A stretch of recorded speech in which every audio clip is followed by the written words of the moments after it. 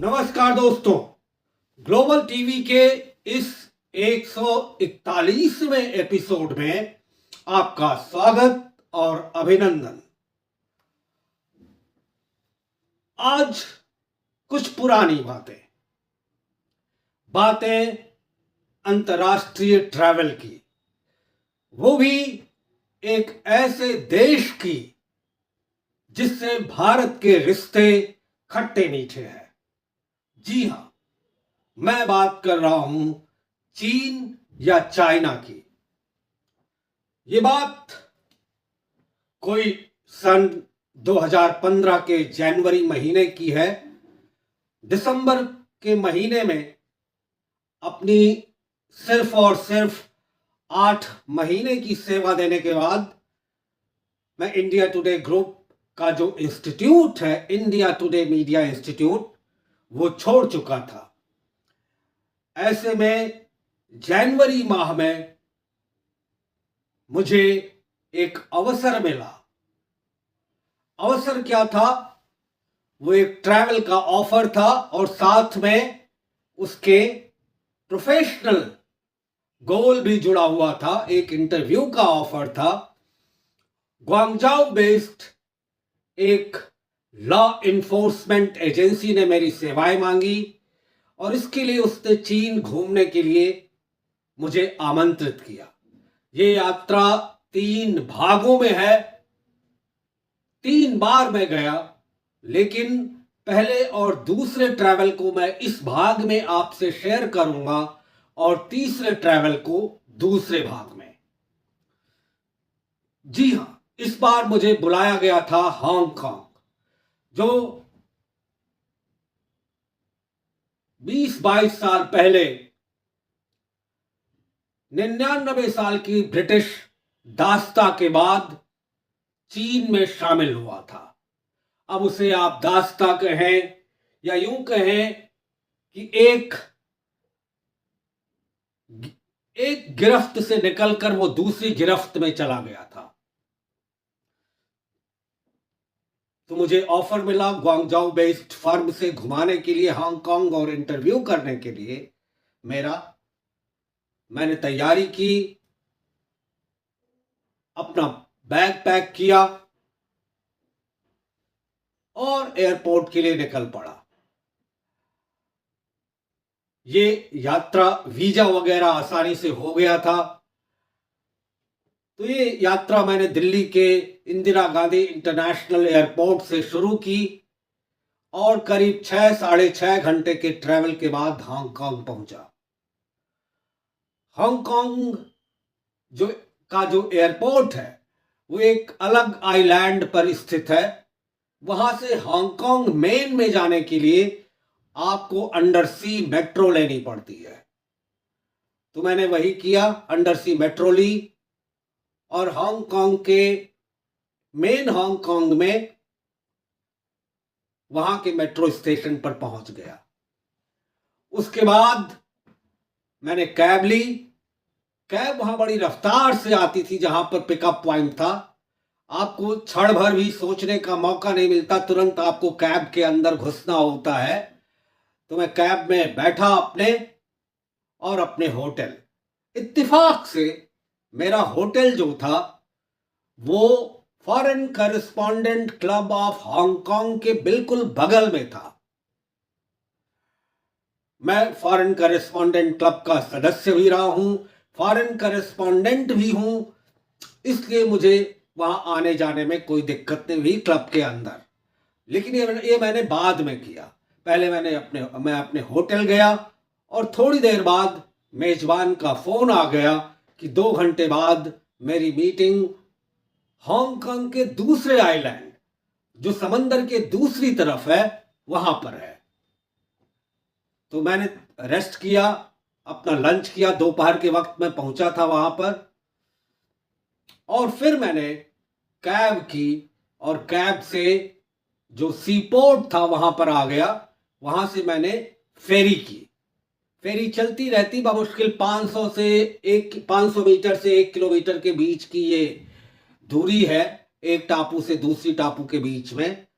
वहां पर एक 5 स्टार होटल में मेरी मेजबानी की गई। हमने साथ बैठकर डिनर किया और फिर उन्होंने पेपर्स बढ़ा दिए मेरे आगे कि ये आपका अपॉइंटमेंट लेटर है, इस पर आप साइन कीजिए और आप हमारे साथ कॉन्ट्रैक्ट करिए। मैंने कर दिए, लेकिन ये भी एक अलग बात है, उस कॉन्ट्रैक्ट का ना हमारे ग्वांगजाओ के पार्टनर्स ने कोई महत्व समझा और ना उसको फॉलो किया मेरे बार बार दरख्वास्त करने के बाद, और ना ही मैंने। मेरी स्थिति फ्रीलांसर की बनी रही। उसके बाद उन्होंने मुझे उसी 5 स्टार होटल में रुकने का आग्रह किया। मैंने कहा नहीं, मेरा होटल है, मैं फिर से फेरी लूंगा और अपने होटल जाऊंगा। ये कई वजहों से मैंने किया। तो मैंने उनसे विदा ली और फेरी ली। फेरी लेने के बाद मैं अपने होटल आ गया। अगले दिन मैं हांगकांग घूमने निकला। बड़ी बड़ी गगनचुंबी इमारतें जो ब्रिटिश काल में बनी थी, वहां पर बड़े अच्छे अच्छे मार्केट, समंदर के अद्भुत दृश्य, ये सब देखने को मिल रहे थे। मैंने पूरा हांगकांग घूमा। 3 दिन की मेरी ट्रिप थी, फेरी से, कैब से, और उसके बाद अपने होटल आकर मैं विश्राम करता था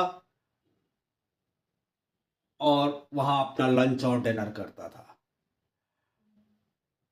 ये 3 दिन की यात्रा, आखिरी दिन वो मुझे विदा करने आए और विदा करके वापस चले गए।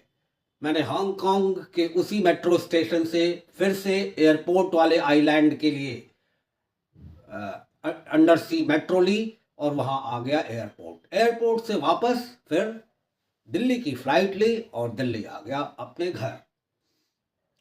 दूसरी यात्रा 2017 में हुई, लेकिन इस बार एक थिंक टैंक ने मुझे बुलाया, और ये हांगकांग के लिए नहीं बुलाया, ये बुलाया मुझे चीन के चौथे सबसे बड़े शहर चेंगदू में। हर बार की तरह, पिछली बार की तरह इस बार भी उन्होंने मेरे टिकट का बंदोबस्त कर दिया था। और इस बार की यात्रा 1 हफ्ते के आसपास की थी। तो मैं फिर वही, वीजा हमारा आसानी से बन गया और दिल्ली के इंदिरा गांधी इंटरनेशनल एयरपोर्ट से फ्लाइट लेके इस बार मेरा ट्रैवल ग्वांगजाओ होते हुए था, हांगकांग होते हुए नहीं था। मैं ग्वांगजाओ पहुंचा। ग्वांगजाओ का एयरपोर्ट बहुत विशाल है, बहुत बड़ा है। ग्वांगजाओ तीसरा सबसे बड़ा शहर है चीन का, शेंजन के पास है, और शेंजन के अंदर ही शायद आता है या जो भी है। उसके बाद मैंने दूसरी फ्लाइट ली, छोटी फ्लाइट थी, 20-22 लोग बैठे थे उसमें। वहां से मैं चेंगदू आया। चेंगदू पर एयरपोर्ट सिक्योरिटी बहुत टफ थी। उन्होंने एक एक चीज मेरी चेक की और कई सारे सवाल पूछे। मैं बाहर निकला एयरपोर्ट के, चेंगदू एयरपोर्ट से, तो मेजबान वहां लेने आए थे। उनके साथ मैं पुराने चेंगदू के एक 5 स्टार होटल में आ गया। वहां मैंने विश्राम किया 1-1.5 घंटे, और उसके तुरंत बाद हम चेंगदू की सैर करने निकल पड़े। कई जगह घूमते घूमते फिर वापस होटल आए, और वहां से अगले दिन का कार्यक्रम ये था कि हम चलेंगे वहां से करीब 200 किलोमीटर दूर स्थित एक और टाउन है लेशान। लेशान फेमस है बुद्धा टाउन होने के नाते।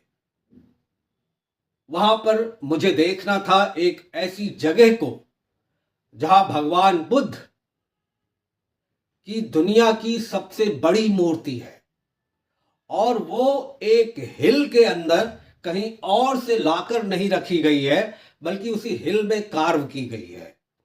3 नदियों के मिलन, 3 नदियों का मिलन होता है वहां पर, जहां पर गौतम बुद्धा की मूर्ति है वो मैंने, और उसके आसपास सारा बुद्धिस्ट लामाज और इन सब की प्रतिमाएं बनी हुई हैं, सब वही हिल्स में कार्व की गई हैं। तो ये सब देखते देखते हम लोग वहाँ से फिर निकले और हमने पुराने चेंगदू में कई सारी चीज़ें देखी। वहाँ की लोकल चाइनीज मार्केट देखी, बुद्धिस्ट मार्केट देखी, एक छोटी सी बच्ची कोई वाद्य यंत्र बजा रही थी, एक महानुभाव मेरा कैरिकेचर बनाना चाहते थे। कई सारे जो लोकल चाइनीज फूड हैं उनको एंजॉय किया हमने। रेस्टोरेंट बहुत अच्छे, मेजबानों ने मेरा खास ख्याल रखा कि वेजिटेरियन खाना मिले। कई सारे होटलों में गए क्योंकि लंबी ट्रिप थी, थोड़ी लंबी क्या छोटी सी थी, तो बार बार लंच डिनर करने के लिए अलग अलग जगहों पे जाते थे। मीटिंग्स होती थी, हमने पत्रकारों, एक दो पत्रकारों से भी वहाँ मेरी मुलाकात हुई। तो ये सब करते करते 3-4 दिन निकल गए। मैंने अपनी ट्रिप के आखिरी दिन उन्होंने जो मुझसे दरख्वास्त की कि मैं आर्टिकल्स लिखा करूं उनके लिए, वो मैंने हाँ कर दिया और उनसे विदा लेकर चेंगदू एयरपोर्ट तक उन्होंने ड्रॉप कर दिया और मैं वापस चेंगदू एयरपोर्ट से ग्वांगजाओ, हांगकांग होते हुए, इस बार ग्वांगजाओ नहीं बल्कि हांगकांग होते हुए मैं वापस दिल्ली एयरपोर्ट आ गया। तीसरे ट्रैवल की जो कॉल आई वो आई 2018 में। वो भी यही कोई मार्च अप्रैल का महीना था और उसी थिंक टैंक की तरफ से मुझे बुलाया गया। अब वो चूंकि इतनी मेजबानी दिखाते हैं, इतना आग्रह करते हैं कि मैं मना नहीं कर पाया और मैंने अपना बैग एक बार फिर पैकअप किया और अपने घर से दिल्ली एनसीआर के इंदिरा गांधी इंटरनेशनल एयरपोर्ट की तरफ चल पड़ा। इंदिरा गांधी इंटरनेशनल एयरपोर्ट से इस बार की फ्लाइट हांगकांग होते हुए नहीं थी बल्कि ग्वांगजू होते हुए थी और एक बार फिर मुझे ग्वांगजू एयरपोर्ट पे जाने का मौका मिला। प्रक्रिया वही होती है, आप इंदिरा गांधी इंटरनेशनल एयरपोर्ट पे चेक इन करते हैं, बैगेज अपना जमा कर देते हैं और एंड पॉइंट पे यानी चेंगदू पे मुझे मिलना था। ग्वांगजू तक की फ्लाइट करीब 9, साढ़े 9, 10 घंटे की होती है और जैसा मैंने कहा था ग्वांगजू एयरपोर्ट बहुत बड़ा है, मुंबई एयरपोर्ट से भी बड़ा है और वहाँ करीब ग्वांगजू एयरपोर्ट पर सिक्योरिटी चेक इन से निकलते निकलते और फिर कनेक्टिंग फ्लाइट के पॉइंट तक आते आते मुझे 3-4 घंटे लग गए। और जब मैं कनेक्टिंग पॉइंट पे पहुंचा तो पता चला फ्लाइट 4 घंटे लेट है चेंगदू की। खैर ये अच्छा ही था क्योंकि चेंगदू लेट हुई फ्लाइट सुबह के 6, साढ़े 6 बजे पहुंचनी थी। तो मैं चेंगदू पहुंचा और इस बार मेजबान में जेनिस और क्रिस, इन दोनों ने मेरी अगुवाई की। गाड़ी खड़ी थी, सिक्योरिटी चेक इन के बाद मैं मेजबानों की गाड़ी में बैठ गया। इस बार पुराने चेंगदू में रुकना नहीं हुआ बल्कि नए चेंगदू के एक 5 स्टार होटल में रुकना हुआ। अपना सामान होटल के कमरे के में रखने के बाद और चारों तरफ से कमरा चेक करने के बाद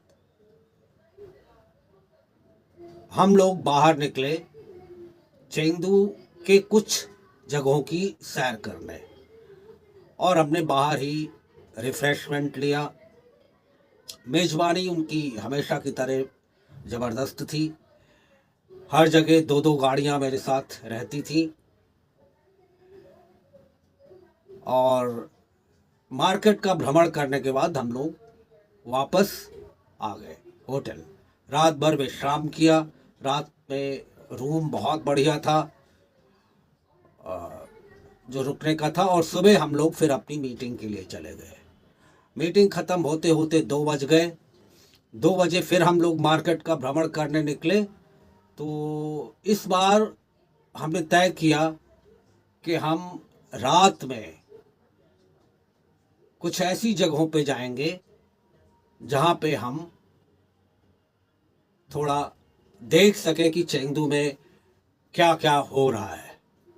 तो रात में हम लोग गए, देखा हमने बहुत, जिस तरह वो चौथा बड़ा शहर है चेंगडू, उसी तरह उसका विकास है, उसी तरह उसको डेवलप किया गया है। 4 गोलाकार रिंग रोड्स के बीच में चेंगडू बसा हुआ है। जिस तरह आजकल अयोध्या के बारे में कहा जाता है कि वो 4 गोलाकार रिंग रोड्स के बीच में रहेगी, उसी तरह चेंगडू बहुत पहले से बसा हुआ है।